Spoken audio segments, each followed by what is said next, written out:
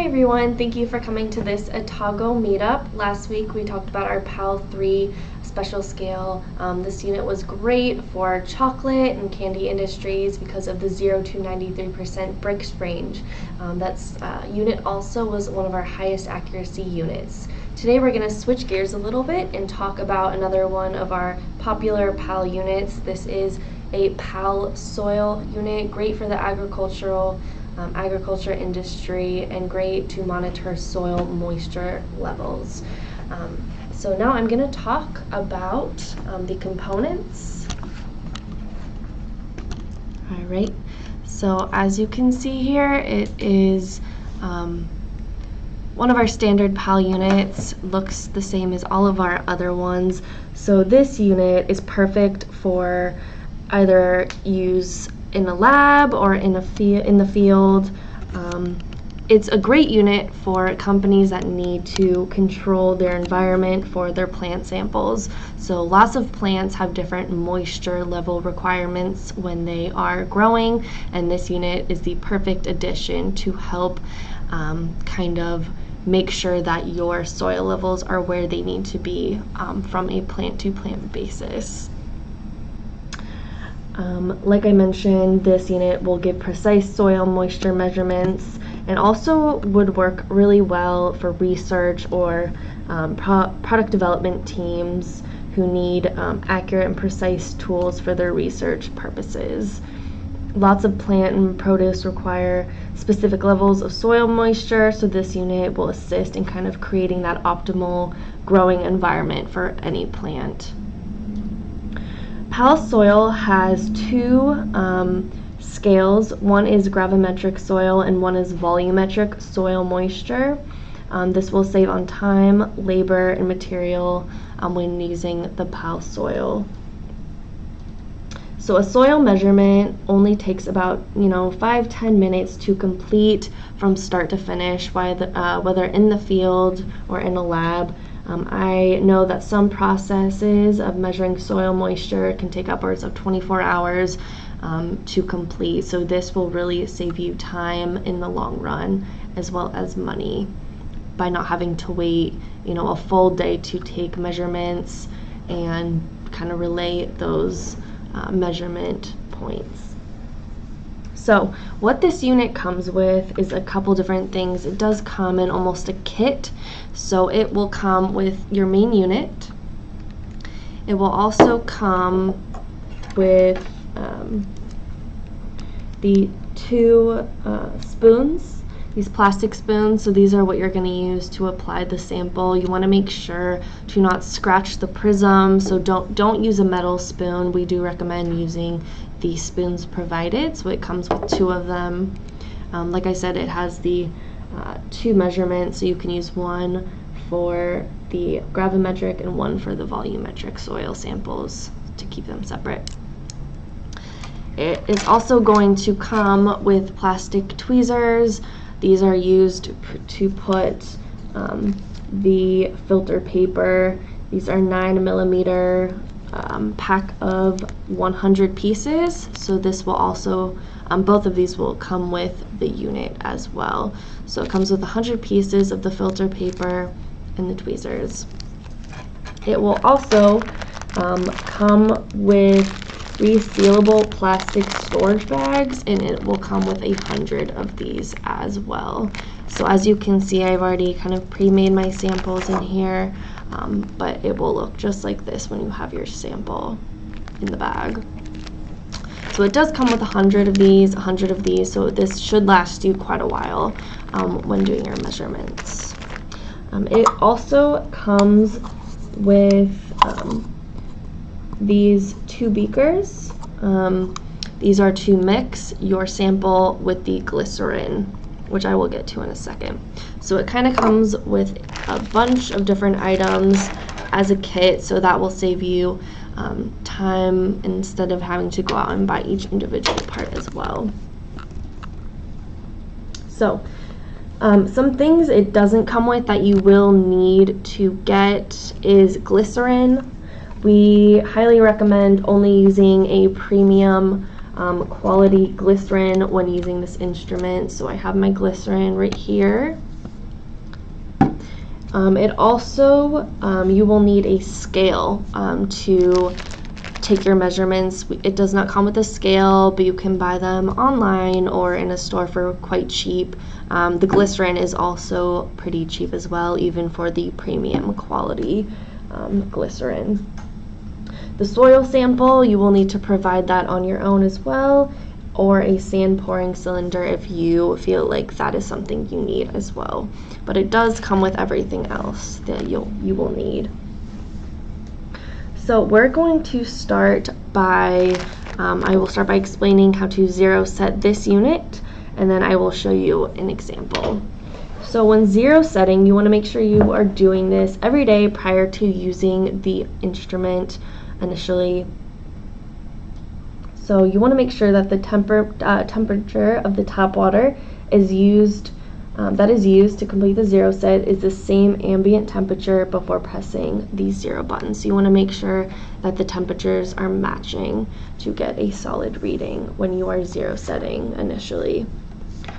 If the ELI function reads NNN warning message on the LCD screen while performing the zero set, all you're going to want to do is shade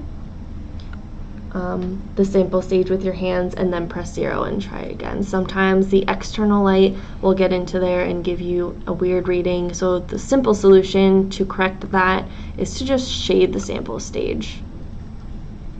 These units are digital, so have an internal light, so if you are getting that NNN reading, just cover and it should correct the issue. So for this one, you are going to want to use tap water to zero set. You want to make sure the prism is clean, like I mentioned, and then you're going to place about 0.3 milliliters of water onto the prism surface and then press the zero. Also note, like I mentioned, it has two different scales. This unit you can zero set using either scale.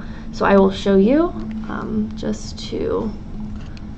gonna press the start button to turn it on. So as you can see, it is currently set to the 2, which is the volumetric measurement. Like I mentioned, you can zero set using either scale, so we will go ahead and zero set using this one. So you're going to want to take your tap water and squeeze about 0.3 milliliters. Right. And then you're going to want to press the start. That will set the 2 in place, and then you're going to press 0, just like that. So now it is 0 set, just like that, and you can press it again just to make sure. And it is reading 0, 0, 0, so it is 0 set. Perfect. And just so you can see that it works for both measurements, I will show you zero setting for the gravimetric measurement as well.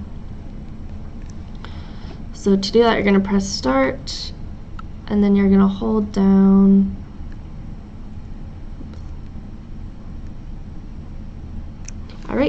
hold down the start button, and you will go to the 1. So now that it is set on the 1 measurement, you can apply your tap water again, just like that, and you can press the start button. You can see, just like that, 0, 0, 0, perfect.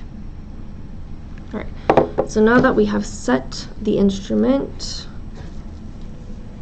we can take measurements. Alright, so a little bit of a measurement overview for these units. Once the unit is zero set, you know it's working properly, you can begin taking your measurements. As mentioned, there are 2 scales for this unit, the gravimetric measurement scale, which is basically soil quality, and when the water content and percent of soil is expressed by mass or weight, it is the mass of water relative to the mass of oven dried soil. Soil is typically dried at 110 degrees Celsius in the oven, and the PAL soil will then calculate the water content of soil by measuring a decline in the refractive index of glycerin, which is what we are going to be using. After you mix the soil with the glycerin, you're going to want to do equal parts for the gravimetric soil sample, so it will utilize the water absorbing properties of glycerin to give you your measurement. So it also has the volumetric measurement, which is the number 2 scale on this unit, and that is the water content percent of soil expressed by volume. It is the volume of water relative to the total volume of soil sample. The PAL soil will calculate the water content of soil by measuring a decline in the refractive index of the glycerin after it is mixed with water at a 5:3 ratio. So it will utilize the water absorbing properties of the glycerin as well. So the gravimetric measurement scale, which is number 1 on this, you're going to want to mix a 1:1. For this purpose, we have mixed a 15 grams to 15 grams measurement for that gravimetric measurement scale. For volumetric measurements, it is a 5:3 ratio, so we have prepared a 50 milliliters with 30 milliliters ratio, so it's 50 milliliters of soil to 30 milliliters of glycerin for that one. Alright, so like I mentioned, we have already prepared our soil samples. So this is the 2 and this is the 1. As you can see, I have pre-mixed the 1. It is a little less wet than our second sample, but as you can see, just like that. They're pre-mixed, so they come in these bags. We put them in. So these are the resealable plastic bags that work super well when taking your soil measurements. So we're going to start with the gravimetric soil measurement for this one. So I have my baggy one right here. So just for the purposes of showing you, you're going to want to mix 15 grams of glycerin in a resealable bag. So you're going to want to mix your glycerin and put it in here. The best way I found to do this is have your scale ready, open the bag like this, set it down, set your scale to read 0, and then pour in your 15 grams of glycerin.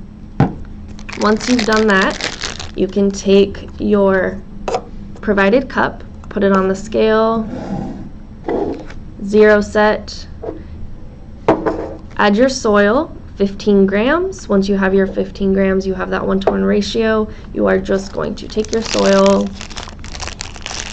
and dump it in with the glycerin. After you do that, you are just going to want to mix it up in the bag, making sure that the glycerin and soil are evenly coated, making sure you get everything nice and evenly distributed so you get that accurate reading. These are pre-mixed, so they have been sitting a little while, so they should be good to go. As long as an equal amount of soil sample and glycerin is prepared, it does not have to be 15 grams of each. So for example, you can do 14.5 grams of glycerin to a 14.5 grams of soil sample. So you don't need to do exactly 15 grams to 15 grams. It does need to be in that 1:1 ratio. However, if too much sample is prepared, it may not fit into the plastic bag, so the recommended amount is about 13 to 18 grams for each. It's also important to note that the smaller the amount of sample is, the larger the relative error for weighing will be as well. So we do recommend that 13 to 18 grams for each for the first gravimetric reading on the soil. So once you have kneaded the soil and the glycerin together, you can start your measurements.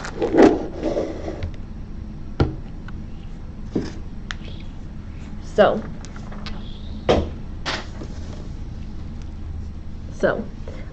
when the screen is turned off, you're just going to want to hit the start button. Alright, and as you can see, it's reading that 1, and that's exactly what we want. So to set that, we're just going to press the start button again. Now it is set to do gravimetric measurements with that 1 scale. Alright. If the unit is on, you can just hit the start button. Okay, so we're going to take a little bit of our sample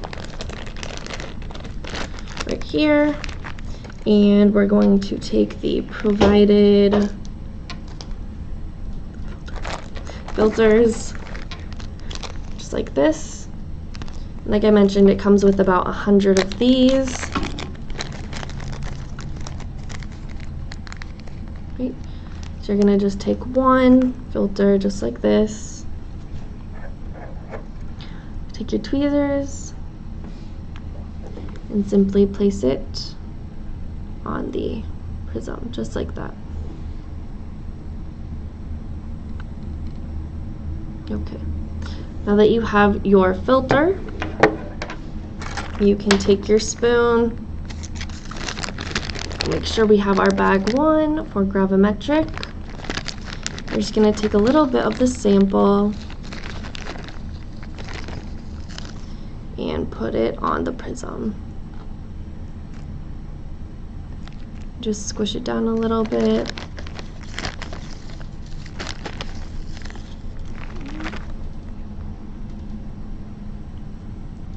Just like that.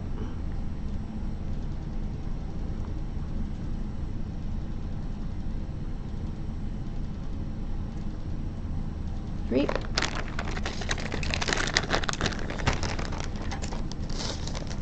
Great. So as you can see, not super messy at all, very easy to do, which is nice. Some alternative methods of measuring soil could be quite messy.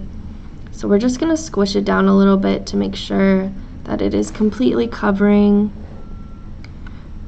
the prism and the sample stage. Just like that. Make sure. Okay. After you have done that, you want to let it sit just for a couple minutes to make sure that the sample is soaking into the paper. Right, just like that. So you're going to want to wait about 1 to 3 minutes just to make sure that the entire sample is soaking into that paper. That filter paper is what is going to give us the reading. After you have waited 1 to 3 minutes and letting that acclimate, you are going to press the start button. While we're waiting, I'm just going to go over a couple key points as well as things to watch out for when doing your measurements. So, like I mentioned, key point number 1 is you only really want to use a premium quality region of glycerin. It will make sure that you are getting high accurate results. You also want to use a balance with an accuracy indication of at least plus or minus 0.1 grams. And you also want to make sure that the temperature of the tap water in the instrument kind of is around the same ambient temperature.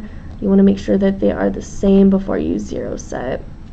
If you don't allow the water temperature to adjust to the ambient temperature before pressing the 0 button to zero set, you could get some off results for that. So for this, just to mention about the filter paper is used to filter out solids that could scratch the prism. So dirt can have rocks in it, it can have twigs, it can have a lot of kind of solid chunky particles that could scratch the prism. So that filter paper is really there to protect the prism while you are doing your measurements. So it's also important to note that it can take a soil sample, about 3 minutes to soak through to the filter paper, and therefore the readings may be higher than the actual readings at first. So it is recommended to take multiple readings of the sample to ensure accurate, stable readings. So once we have let our sample sit for a little while, we will take a couple readings to stabilize and make sure that the soil sample is filtering correctly. Alright, so I'm going to go ahead and press the start button and set it 1. Press start again.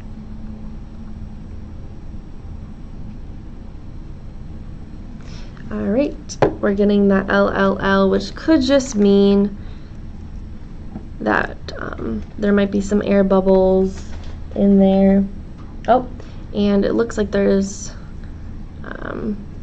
you might need a little more sample. As you can see here, maybe it's a little too dark, but there is a little bit of light coming through right there. So I'm gonna just mix it around a little bit and close that opening.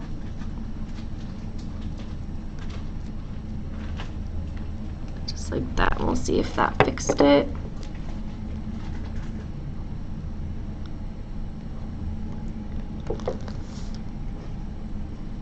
Alright. Just pushing it around.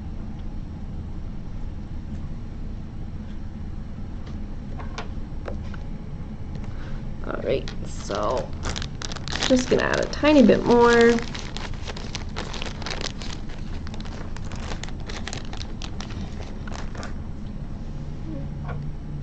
Just closing up that. It's also important to note while I'm doing this that if your sample is a little too wet due to like rainfall, or you know, your sample water got a little too wet from watering, it could be out of range as well. Alright, so now that we have put more sample on and kind of covered all those air pockets, because sometimes air bubbles will form between the filter paper and the prism, which could cause the LLL reading that you saw as well. So now that we have corrected that problem, we can go ahead and take the measurement again. It says, I think that says 191. Alright, can go ahead and press again. 103. 183. Here we go. So it's still adjusting, like I mentioned. It's getting closer. So it can take a couple measurements just to make sure everything's acclimated. That is why we do recommend pressing a couple times just to make sure you're getting that accurate reading.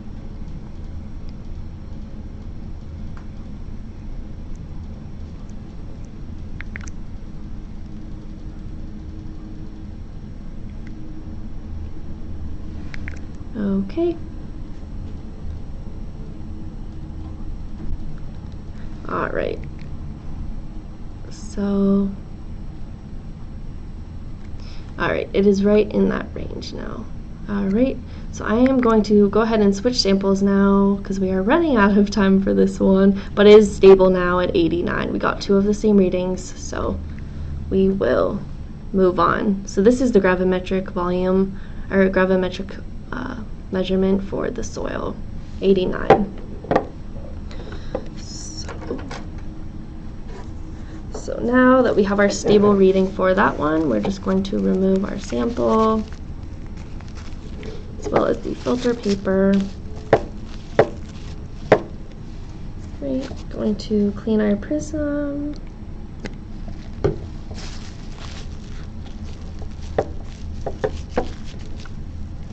So it's also important to note that if you guys are having any issues kind of with the readings, if you're getting an LL reading or HHH reading, all our units come with kind of an instruction manual, so go ahead and take a look and to see if you have any issues. It should be able to correct that for you.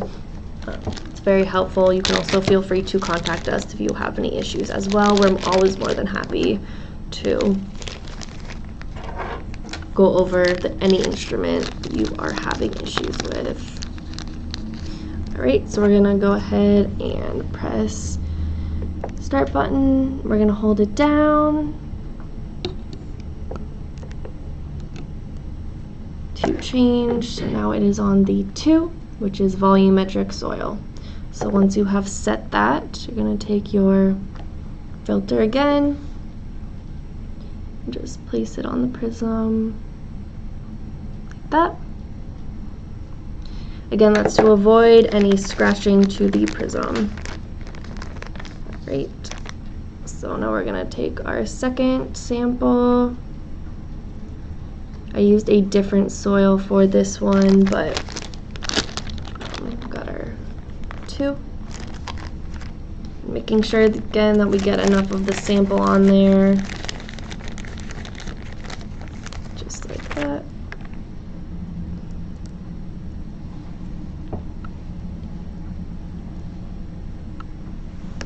And I'm just going to press it down again, making sure that there are no air bubbles.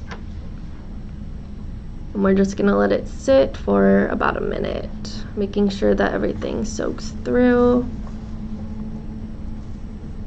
Just like that.